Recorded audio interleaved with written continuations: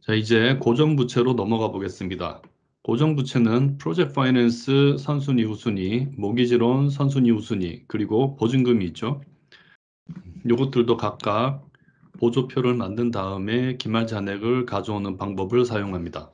프로젝트 파이낸스 같은 경우는 실제로는 토지 잔금을 지급할 때 이제 그때 지출이 되죠. 그래서 우리 시트에서는 처음부터 금액이 발생하지 않지만 경우에 따라서는 뭐 인허가 그다음에 명도 철거 이런 것들이 이제 매입하기 전에 이미 다 이루어져 있어서 일시불로 계약금 잔금 다 지불하고 사오는 걸 가정할 수도 있잖아요. 이제 그때를 생각하면 요 항목들 이제 최초 조달과 관련된 항목들은 이제 2열부터 이제 시작을 하게 됩니다. 먼저 선순위 차입금의 증가 금액은 우리가 INF 시트에서 이미 해놨습니다. 보시면은 조달 금액에서 요 값이죠. 근데 우리가 그걸 뭔가 개념적으로 이해하기 위해서 토지분과 공사분을 나눴었는데 그래서 이 둘을 더해줘야 되겠네요. 그게 이제 증가분입니다.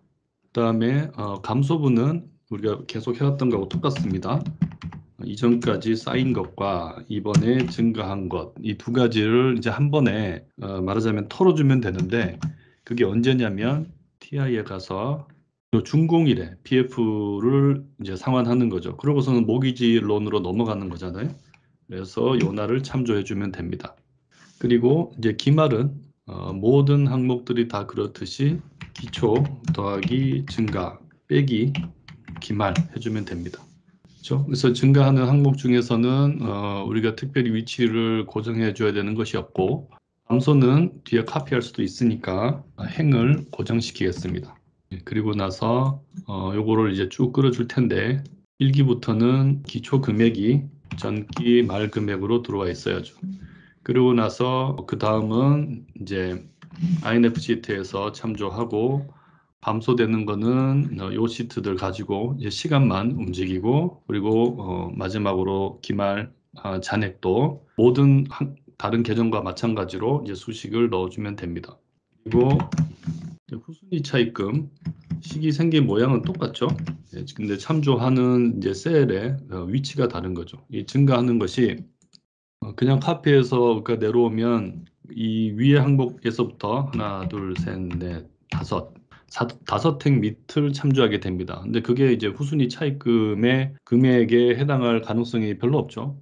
이때는 번호를 외우고 있으면은 뭐 숫자를 고쳐도 좋은데 그러기 쉽지 않으니까 가보겠습니다. INF 가면은 후순위가 여기 이 열에 토지분과 공사분이 있죠. 그리고 감소는 똑같죠. PF 상환된 날도 똑같으니까 이 TI에서 갖고 오는 시간도 바뀌지 않고 이 기말도 이제 마찬가지입니다. 그래서 이거 세 개를 잡아서 이제 오른쪽으로 끌어주면 되는 거죠. 얘는 이 앞에 거를 참조하게 돼 있으니까 바꿀 필요가 없을 겁니다. 그 다음에 모기지론도 마찬가지인데요. 모기지론도 이제 증가하는 금액은 INF에 가서 봐야죠. 여기서는 모기지론 선순위, 후순위를 뭐 토지분, 공사분 나누지 않았으니까 요 행 하나 참조해 오면 됩니다. 그 다음에 이제 감소하는 것도 마찬가지로 는 해서 이전에 쌓인 거 그리고 다시 는 해서 이전에 쌓인 거 단기에 증가한 거 두 개 하고 그 다음에 상환되는 날을 정해주면 되죠. 모기지론이 상환되는 날은 TI에서 매각일입니다. 그리고 기말은 뭐 항상 똑같죠. 그리고 여기서 고정해 줄 항목은 시간을 밑으로 따라오지 않게 하는 거 정도 해주고 그리고 오른쪽으로 끌겠습니다. 그리고 기초는 항상 전기 말이죠. 이런 다음에 이제 내려오면서 큰 오류 없는지 이제 한번 봐주면 됩니다. 그 다음에 후순위 차입금 똑같은 방법으로 하면 되죠. 근데 이 증가되는 금액이 INF 가서 후순위 차입금 요게 참조돼야 되죠. 그리고 감소하는 거는 감소하는 시간도 똑같으니까 뭐 바꿔줄 필요가 없고요. 기말 항상 일정하니까 바꿔줄 필요 없습니다. 그래서 요거를 이제 끌어주면 요것도 이제 완성이 됐습니다. 그러면은 뭐 지금까지 한 거 먼저 한번 쭉 끌고 시작할까요? 이렇게 해서 이제 금액을 눈으로 한번 보면 선순위 PF는 선순위 차입금이 이렇게 쭉 가다가 이제 이때 이게 토지매매 잔금 주는 날이고요. 이때 이제 후순위도 같이 들어오죠. 둘은 스케줄이 똑같습니다. 그렇게 해서 쭉 가다가 그때까지 이제 모기지로는 0이겠죠. 그렇게 해서 이 PF를 가지고 쭉 가다가 준공이 되는 날 이제 상환을 해버립니다. 그래서 마지막 상환하는 거는 처음 빌린 이제 원금이고 그 이전까지 쌓여있던 기초에다가 공사하면서 이제 증거한 거 다 하면은 이제 전체 원금이죠. 그걸 갚고 이제 끝나는 겁니다. 그리고 나서는 이제 0이 지속되는데 이때 이제 모기지론이 이때 출발하는 거죠. 선순위, 후순위 같이요.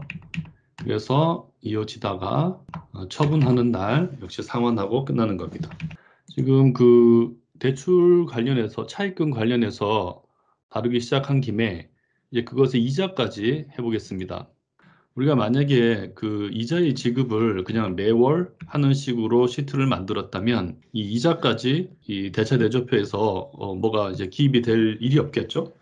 근데 이제 우리는 뭐 3개월, 6개월 이런 식으로 기간을 정해줄 수 있게 했기 때문에 미지급 이자라는 게 이제 발생을 합니다. 저건 부채죠. 근데 저 항목들이 차입금하고 같이 움직이기 때문에 지금 바로 같이 한번 연결해서 해보겠습니다. 우선 하는 법부터 한번 볼게요. 여기서는 미지급 이자가 이 열에서부터 발생할 일은 없죠. 그래서 그 다음 기의 기초는 그 전 기에 이제 말이 되는 거고요. 그 다음에 얘가 얼마나 증가하느냐가 사실은 이제 이자 비용이 얼마나 증가하느냐 하는 바로 그 내용입니다. 얘는 는 해서 실제 이자 비용이 얼마나 증가하냐면 그 원금 잔액만큼 증가하겠죠. 그 원금 잔액이 얼마냐면 위로 올라가서 PF 선순위 원금 잔액 요 금액이 됩니다. 그 전기 기말을 참조해도 되고 뭐 단기 기초를 참조해도 되고 값이 항상 같으니까요. 저기다가 이자가 붙는 겁니다. 그러니까 모기지론 같은 경우는 원금 잔액이 처음에 다 기표된 다음에 쭉 똑같이 이어지니까 저 금액이 변하지 않는데 PF는 공사분을 우리가 따로 한번 잡아봤잖아요. 그게 이제 여기서 차이를 보여주기 위해서 그 연습을 한번 한 겁니다. 그러니까 공사비 캐피탈 콜 하면서 차입금 잔액이 점점 늘면 따라서 PF 이자 비용도 뒤로 갈수록 점점 늘어나겠죠. 처음에 다 빌려 놓는 게 아니니까. 저기다가 이제 곱하기 이자율을 해야겠죠. 이자율은 ANR에 있습니다. 선순위 이자가 PF가 6% 요거네요. 그죠? 얘는 움직이면 안 되니까 F4 미리 해놓을게요. 그런 다음에 이제 매월 발생하는 거니까 나누기 12만큼 발생합니다. 그죠? 근데 실제로 내가 차입금 잔액이 남아있는 것 대비 저 이자율만큼 이제 이자가 붙는 거죠. 그리고 저렇게 계속 발생하면서 이제 미지급 이자가 쌓일 텐데 그러다가 이자를 지급하는 날, 이자 지급일에 한 번씩 이제 쌓인 걸 다 이제 지급을 하겠죠. 그러면서 미지급 이자라는 부채는 사라집니다. 는 이전에 쌓인 거 더하기 이번에 발생한 거 다 곱한 다음에 이자 지급일 날 저걸 한 번씩 털자 이제 이렇게 되는 거죠. 이자 지급일은 이제 TI 가면 그렇죠? 선순위 이자 비용을 지급하는 날 우리가 표시를 해놨죠. 16 이제 이거를 참조하면 됩니다. 요거를 우리가 이제 카피해서 쓸 거기 때문에 얘도 시간 요거는 F4로 주겠습니다. 그리고 기말은 늘 그렇듯이 기초 더하기 증가 빼기 감소입니다. 요게 선순위 미지급 이자가 쌓였다가 감소했다가 하는 그 모습입니다. 여기서 이제 달러들이 잘 붙었는지 한번 보고요. 여기 달러가 46이만 붙어야 되는데 F까지 붙어 있었네요. 이래놓고 한번 끌어보겠습니다. 그래서 숫자가 움직이는 걸 보는 게 요 수식을 이해하는데 훨씬 도움이 됩니다. 선순위 미지급 이자라는 것은 대출 받기 전에는 뭐 0으로 가죠. 그래서 대출을 처음으로 받았습니다. PF를 위에서 보면은 PF가 시작이 됐죠. 전기 말에 PF가 이제 시작이 돼서 그러면은 이번 기부터 이제 이자 비용이 발생하는 거죠. 발생하면 처음에 2억 8,800만 원이 발생하면 그게 기말 잔액이 되고 기초에 이걸로 시작했는데 2억 8,900만 원이 이제 더 붙어서 늘어나고 그 다음 석 달째 거기다가 2억 9천만 원이 더 늘어나는데 3개월 한 번씩 이자를 갚잖아요. 이때 쌓여 있는 걸 다 한번 내는 거죠, 이자를. 그러면 잔액이 0이 되고 늘다가 0 되고 그러니까 3개월에 한 번씩 잔액이 0이 되는 이 모습을 이제 반복하게 됩니다. 그러다가 최종적으로 준공이 돼서 모기지론이 들어오면 이제 제로가 되는 거죠. 이런 식으로 이어지는 거예요. 그래서 뭐 식이 생긴 모양이 비슷하니까 이걸 그냥 카피를 해서 쓰도록 하겠습니다. 그러면 식을 볼게요. 이제 후순위 같은 경우는 기초 금액은 뭐 똑같죠? 근데 이제 증가되는 게 참조하는 이제 셀이 달라지겠죠? 먼저 후순위 미지급 이자를 계산하기 위한 원금은 PF 후순위인데요. 그거는 지금 원래 위에서 80이었던 거를 지금 카피해서 내려왔더니 85가 됐잖아요. 근데 얘는 85가 맞을 거예요. 왜냐하면 여기서도 다섯 칸 밑에 선순위 차입금 기초 금액에서부터 다섯 칸 내려온 게 이거잖아요. 그러니까 원금은 똑같이 따라 내려왔을 것이고 거기다가 이제 이자율은 달라지겠죠. 이자율이 그거보다 AR 시트에서 한 칸 더 밑에 한 행 밑에 거를 참조하겠죠. 81. 여기 이제 기억이 안 나면은 가서 참조하면 됩니다. 여기 지금 후순위하고 선순위 금리가 한 칸 아래잖아요. 그래서 커서로 참조할 수도 있지만 여기서는 행번호를 알고 있으니까 그냥 81로 고쳤습니다. 그리고 얘를 한 번씩 이렇게 털어주는 거는 마찬가지로 이제 후순위 갚는 그 월에 하는 거죠. 그거는 시간이 한 행 밑에 있을 거예요. TI 47. 왜냐면 아까 봤거든요. 이 TI 가보면은 선순위 이자 비용은 이제 이때 한 번씩 주는데 후순위 이자 비용은 그거보다 한 칸 아래죠. 그리고 기말은 다 똑같이 생겼습니다. 이제 이러면은 얘도 끝난 거예요. 달러 잘못 붙은 거 없는지 한 번 더 보고 밑으로 내려가겠습니다. 모기지 같은 경우도 기초는 똑같죠. 그 다음에 이제 증가하는 원금이 이것도 다섯 칸 이제 내려와 있을 거고요. 그 다음에 이자율은 지금 80에 고정이 돼 있는데 몇 칸 아래였는지가 기억이 나지 않습니다. 이때는 이제 가서 참조를 하는 게 맞겠죠. 얘를 갔더니 모기지론 선순위 이자율은 여기 87행이었네요. 이것도 F4 해주고 나누기 12 하면은 됩니다. 그 다음에 이제 감소시키는 것도 금액은 괄호 안에 금액은 똑같고 근데 이제 모기지론 선순위 이자를 실제로 지급하는 시점이 언제인지 그거는 기억이 안 납니다. TI에 F46 근처에 있겠죠. 선순위 이자 비용 48이네요. 요거를 참조해 주면 됩니다. 그래서 얘도 일단 고정을 시켜주고 그 다음에 이제 기말 금액은 항상 다 똑같고요.